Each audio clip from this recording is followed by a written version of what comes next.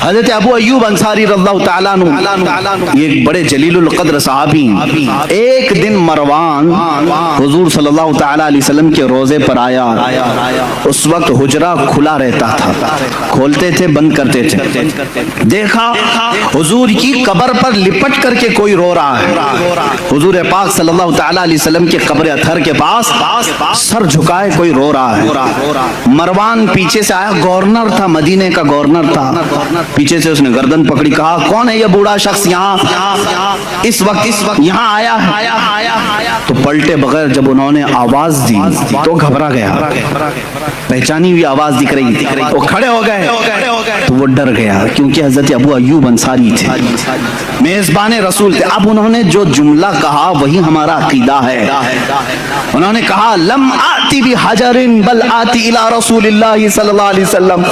اے مروان تو کیا سمجھ رہا ہے، میں کسی پتھر کے پاس نہیں آیا، میں اللہ کے رسول کے پاس آیا ہوں۔ اب اس صحابی کو پوچھو اللہ کے رسول کے پاس، قبر کو آپ اللہ کا رسول کہہ رہے ہیں، قبر کو اللہ کا رسول کہہ رہے ہیں، جبکہ قبر میں حضور وفات ہو کر کے بھی 40 سال ہو گئے۔ حضرت ابو ایوب کہہ رہے ہیں میں رسول اللہ کے پاس آیا ہوں، اس کا مطلب ہے وہ اللہ کے رسول کو زندہ تسلیم کرتے تھے۔ صحابہ کا بھی عقیدہ یہی ہے جو ہم کہہ رہے ہیں، تو زندہ ہے واللہ، تو زندہ ہے واللہ۔ ایک صحابی نہیں، حضرت سعید ابن مسیب رضی اللہ تعالیٰ عنہ، یہ مشہور تابعی، افضل ترین تابعی مدینہ طیبہ کی، حرہ کا جب موقع پیش آیا، یعنی یزید کی حکومت آئی تو مدینے پر اس نے چڑھائی کروائی تھی، مدینے والوں سے جنگ کیا تھا، جس کی وجہ سے 3 دن تک مسجد نبوی میں نماز نہیں ہوئی۔ یزید کے زمانے میں مدینے کے لوگوں کو مارا گیا تھا بہت خطرناک طریقے سے، اس کو حرہ کہتے ہیں۔ اب یزید کی گورنری کے زمانے میں جب مسجد نبوی لوگ آ ہی نہیں رہے تھے، جنگ چل رہی تھی، سعید ابن مسیب رضی اللہ تعالیٰ عنہ فرماتے ہیں میں مسجد نبوی میں اکیلا رہ گیا تھا، دروازے بند کر لیے، لاک ڈاؤن والی سچویشن میں، سوچ لیں ان کے زمانے میں ہوا تھا 3 دن کے لیے ہی، لیکن وہ تابعی کیا کہتے ہیں، جب نہیں ان سے پوچھا جا گیا، وہ اذان بھی دیتے تھے، اقامت بھی دیتے تھے اور نماز بھی پڑھ لیتے تھے، ٹائم کا پتہ جب چلے، جب باہر نکلے ہیں مسجد کے دروازے بند اور اندر رہتے تھے۔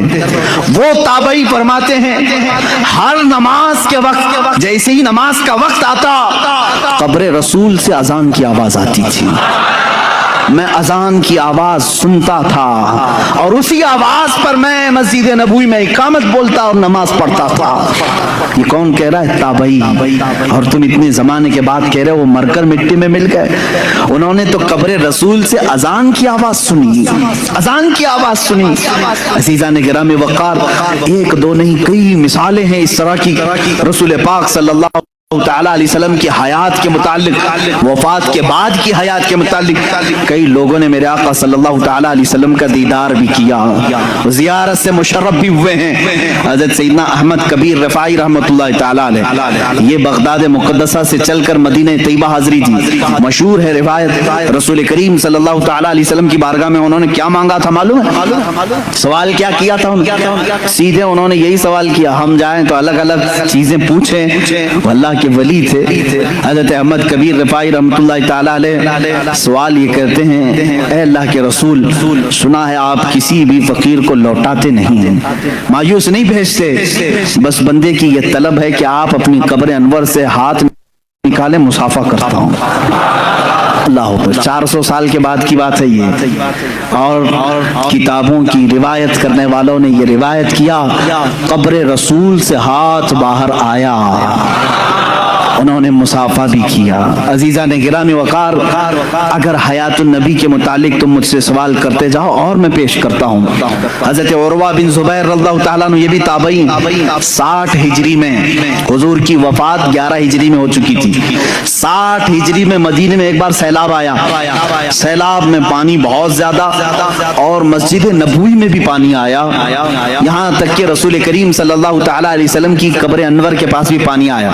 3 قبریں تھیں اندر، حضرت ابو بکر، حضرت عمر رضی اللہ تعالیٰ عنہما کی بھی قبریں حضور صلی اللہ علیہ وسلم کے ساتھ ہیں، یہ سب کو معلوم۔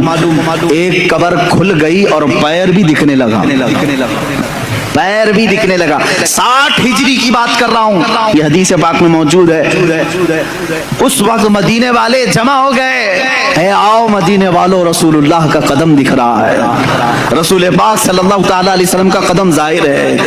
तो सब जमा हुए, भीड़ लगी।